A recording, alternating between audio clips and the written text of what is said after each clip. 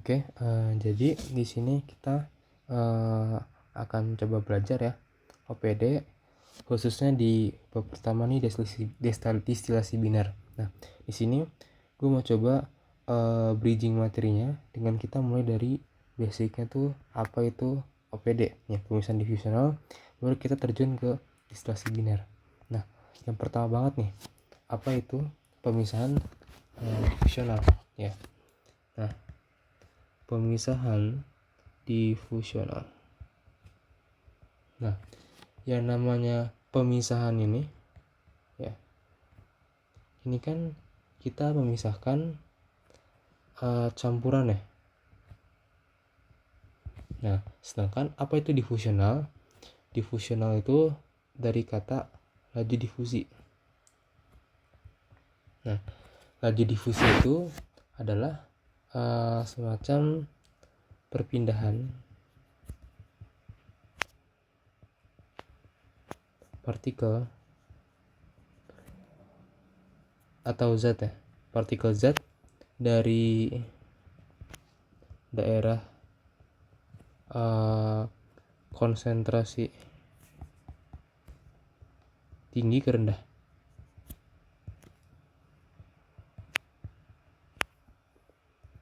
Nah, misalnya gimana? Contohnya, gue punya teh celup. Ya, contoh ada teh celup. Nah, teh celup ini dalam si kantongnya ini kantong tehnya. Ini kan mengandung banyak konsentrasi tehnya kan. Konsentrasi tehnya itu tinggi. Nah, sekarang apabila kita celupin dia ke dalam air ya, kita seduh gitu. Ini gelas ceritanya. Lalu ini adalah si serbuk tehnya. Serbuk teh. Yang terjadi adalah si serbuk teh ini akan menyebarkan ke semuanya. Akhirnya ini tuh airnya akan jadi air teh kayak gitu. Kenapa bisa terjadi? Karena dalam serbuk teh ini ya, serbuk teh ini kita punya konsentrasi tehnya tuh tinggi. Sedangkan kalau yang di sini ini kan air ya, air masih polosan sebelum dicelup. Itu konsentrasi tehnya tuh 0 kan, atau enggak kita bisa katakan sangat rendah kayak gitu. Makanya dari konsentrasi tinggi ke rendah ini terjadi perpindahan. Itulah namanya laju difusi. Jadi dengan kita memanfaatkan perbedaan laju difusi ini, kita bisa melakukan pemisahan kayak gitu ya. Ini contohnya tuh teh celup. Adapun contoh lainnya tuh bisa contoh lain kayak pewarna ya, pewarna. Kayak kita misalnya punya pewarna, kita taruh ke kain atau apa kan akan tersebar kayak gitu. Itu juga laju difusi penerapannya. Nah, habis itu contoh atau pemisahan difusional tuh ada apa aja? Sejauh ini kita bakal belajar ada 3 macam utama ya. Pertama, distilasi. Yang kedua ini tuh kita punya absorpsi ya. Absorpsi. Lalu yang ketiga tuh ekstraksi. Absorpsi dan ekstraksi. Nah, distilasi itu apa? Distilasi ini kita tuh pemisahan ya, tapi berdasarkan perbedaan titik didih ya. Jadi nanti kita bakal misahin zatnya itu campuran menjadi 2 macam. Ada yang zat mudah menguap ya, dan akan jadi atau lagi tuh zat yang lebih sukar menguap atau sulit menguap ya. Itu output dari pemanfaatan dari perbedaan titik didihnya, volatilitas. Lalu kita punya absorpsi. Absorpsi ini kita nih oh ya, ini tuh distilasi itu umumnya komponen cair ya, komponen cair yang kita panasin. Nah, kalau absorpsi ini tuh umumnya tuh gas. Nah, gas ini adalah campuran gas campuran gas, lalu kita tambahkan atau larutin dengan cairan penyerap, cairan absorpsi lah, katakan kayak gitu. Nah, maka yang terjadi adalah apa? Yang terjadi akan kita dapat gas murni plus cairan yang sudah termasuk dengan gas serapnya yang terserap. Ya, kebayang ya. Jadi misalnya di sini gue punya gas, ini ada gas A dan B gitu loh. Lalu kita tambahkan dengan cairan C. Nah, maka outputnya adalah kita punya cairan A murni dan juga cairan C yang sudah mengandung B-nya gitu. Kayak gitu. Nah, habis itu kita punya ekstraksi. Ekstraksi ini sama kita pemisahan zat ya. Tapi di sini tuh kita memisahkannya dengan pakai pelarut. Ya, kita punya campuran larutan X dan Y. Nah, lalu kita tambahkan pelarut misalnya apa ya? Misalnya tuh pelarut alkohol misalnya C2H5OH. Kita punya alkohol. Nah, alkohol ini ceritanya sebagai pelarut, dia tuh lebih bisa mengikat si Y kayak gitu. Makanya setelah jadi kita dapat ekstrak ya outputnya, dan kita bakal punya C2H5OH yang sudah melarutkan Y di dalamnya menjadi satu kesatuan. Itu ekstraksi. Nah, ketiga contoh pemisahan ini merupakan bentuk dari pengaplikasian dari OPD kayak gitu. Nah, habis itu kita mulai fokus ke bab pertama kita, yaitu adalah distilasi ya, khususnya distilasi biner. Nah,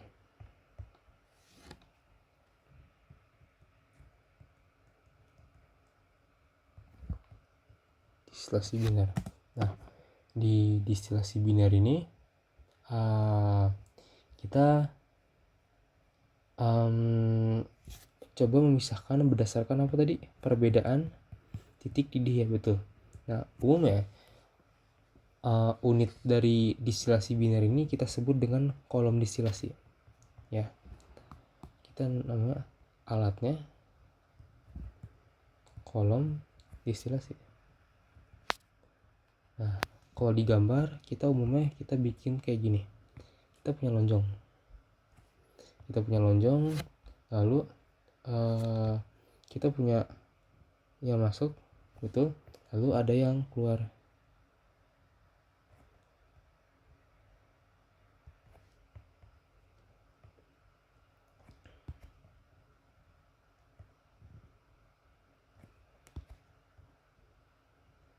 Ya, kayak gini.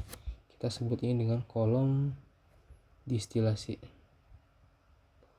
Nah, kolom distilasi ini kita namain umpanan tuh F, feed. Lalu fraksinya itu kita namakan dengan ZF misalnya. Nah, lalu keluarannya itu kita punya di atas tuh namanya distilat. Ya, distilat. Di sini. Nah, distilat, lalu kita punya fraksi distilat itu namanya XD. Kalau ini bawah ini kita namakan dengan bottom dan juga XP.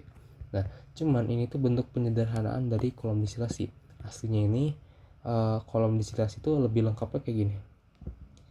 Dia tuh ada alat tambahan ya. Ini ada penukar panas. Nah, kayak gini. Di sini ada yang namanya kondensor.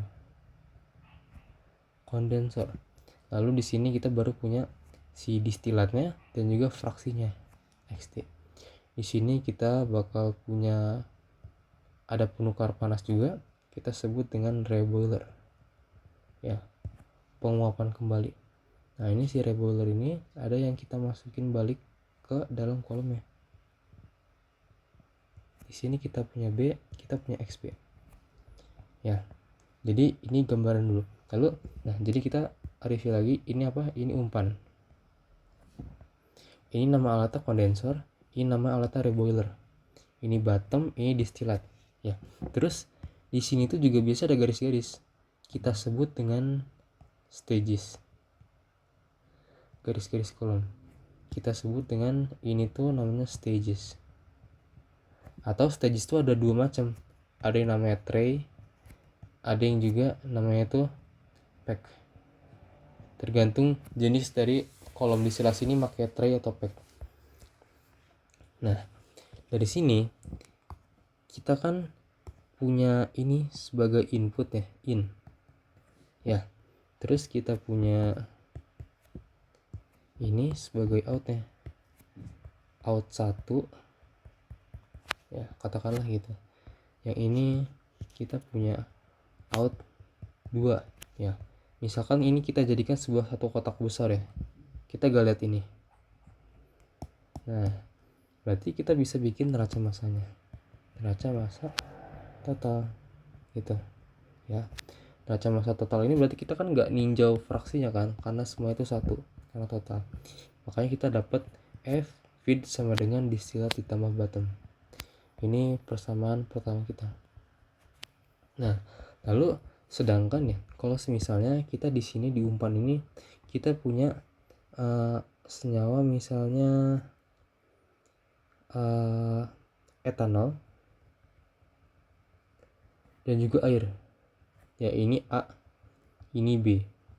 Ya, misal gitu. Kita pengen ini tuh dipisahin ya. Nah, maka kita di sini bisa bikin neraca massa komponen. Misal kita bikin neraca massa komponen untuk etanol. Berarti neraca komponen A. Kita di sini tulis ya. Z ini yaitu F sama A ya. F ini sama dengan X, terus ini tuh D, ini A, ini D, tambah X, B, A, ini B. Nah, jadi itu fraksi-fraksinya. Nah, habis tuh yang perlu di-review lagi, kita namain kayak gini. X itu merupakan fraksi cair, ya. Y ini merupakan fraksi apa? Fraksi gas ya. Iya gas. Oke gitu. Penamaannya kayak gitu. Nah, lalu gue mau bahas yang lain ya. Materi masih tentang kolom distilasi ini, yaitu tentang bagian-bagian dari si kolom ini. Nah, kolom ini kita bisa bagi jadi dua sisi. Sisi atas dan juga sisi bawah. Sisi atas ini namanya tuh enriching. Ya, kita namanya ini enriching, yang bawah itu namanya stripping. Nah, jadi setelah kita punya neraca massanya, kita kan punya dua sisi ini. Nah, kita harus kita belajar meninjau apa yang terjadi di enriching, apa yang terjadi di stripping. Nah, kita mulai dari enriching dulu. Enriching. Nah, di enriching ini kita tadi punya sepotong kotak atas gini ya, kan nyampe tengah doang.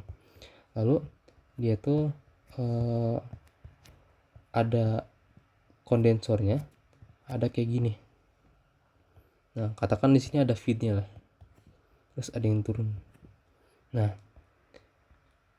gue mau jelasin kayak gini. Ini kan umpan ya, umpan. Nah, umpan ini kita mengandung campuran antara senyawa A dan B, etanol dan air, misalnya kayak gitu. Nah, kita punya ini tuh misalnya etanol dan air. Nah, si etanol ini lebih volatil, lebih mudah menguap. Berarti artinya apa? Dia tuh posisinya di atas kan, di distilat.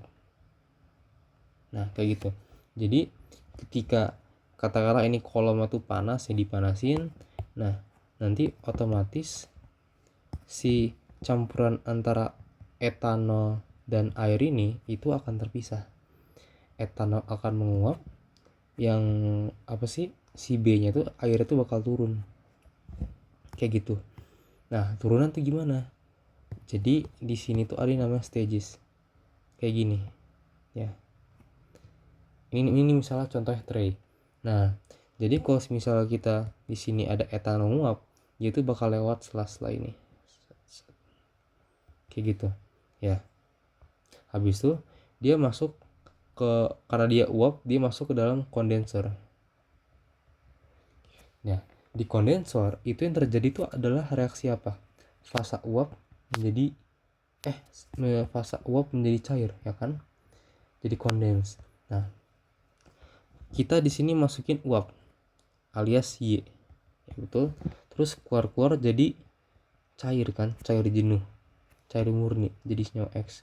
Nah, nanti di kondensor ini akan ada splitter yang bagi dia ke arah jadi kanan dan kiri. Kalau ke kanan dia akan jadi produk namanya distilat. Kalau ke kiri dia namanya reflux. Reflux itu adalah kita bisa katakan sebagian kondensat yang dikembalikan, yang dibalikin ke kolom. Biar apa? Biar apa ya? Biar memperkaya atau enriching si distilatnya. Kayak gitu. Nah, kan tadi kita ada cairan yang dimasukin lewat reflux kan. Nah, cairan yang reflux ini dia tuh bakal turun sebagai cairan. Turun, terus dia turun, terus turun ya. Sedangkan kalau yang ini kan naik ya, yang tadi uap itu. Nah, pada saat dia ini turun ini ya, itu bakal kontakan nih. Bakal kontakan dengan si fase fase uap. Ini cair ya, ini fase uap. Nah, habis itu apa yang terjadi di sana adalah akan terjadi pemisahan gitu. Ya misalnya ada kayak diagram teks ya. Ini terhadap X Y A gitu. Nah, ini nanti bakal terjadi keseimbangan fase gitu. Misalnya awal tuh di sini, maka dia akan mungkin bergeser ke sini atau ke sini. Nanti kita bakal bahas ini lebih lanjut di video selanjutnya ya. Nah, sekarang intinya kita tahu aja gambarannya. Kalau di bagian enriching tuh kayak gini loh. Jadi ada yang bakal menguap, ada yang bakal mencair. Yang menguap ini akan dimasukin kondenser, lalu jadi cair dan dimasukkan kembali jadi reflux istilahnya. Ini reflux. Nah, sedangkan yang dikeluarin ke samping ini itu namanya distillate. Ya. Oke, sekarang kita masuk ke bagian bawahnya, namanya stripping column. Stripping ini bagian bawahnya. Nah, feednya tuh pasti ada yang masuk ke bawah juga. Lalu di sini tuh ada yang naik ke atas kayak gitu. Tadi kan kita punya etanol tuh sebagai kita inisial A. Air itu adalah B. Karena etanol tuh lebih volatil dia ke atas, sedangkan air tuh pasti umum bakal ke bawah. Karena titik didih dia tuh lebih tinggi dibandingkan etanol, dia lebih sukar menguap. Nah, berarti yang turun ke sini tuh apa? Umumnya tuh air harusnya ya. Nah, air ini kayak biasa kita bakal ngelewatin stage gitu atau gak tray kita sebutnya. Habis itu pas di bawah, nah dia tuh bakal ngelewatin penukar panas namanya reboiler. Nah ini kan air ya, airnya tuh bentuknya cair X gini. Habis itu dia bakal turun, masuklah dia ke dalam reboiler. Kan dia masuk ke sini tuh sebagai fase X, fase cair. Masuk reboiler, habis itu dia bakal jadi uap Y kan. Ini bakal jadi produk bottom. Ya. Terus ini ada yang jadi dibalikin lagi ke dalam, tapi yang dibalikin ke dalam ini kita gak sebut dengan reflux. Reflux itu cuma istilah buat di distilat doang. Jadi ini tuh bukan R ya.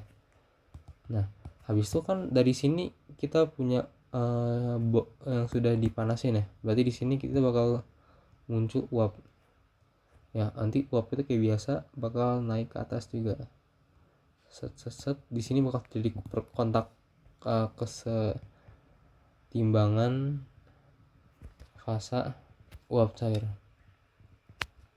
Nah, gue rasa itu aja buat sekarang. Kita udah kenalan sama distilasi biner, kolomnya kayak gimana, terus ada bagian apa aja, mulai dari kondensor, reboiler, umpan. Terus di sini kita tadi belajar soal ada stage-nya, atau kita sebutnya dengan tray di sini jenis stage-nya. Kita belajar section enriching bagian atas kolom, terus stripping, terus juga sampai dengan neraca massa yang ada di kolom distilasi secara keseluruhan. Ya, terima kasih.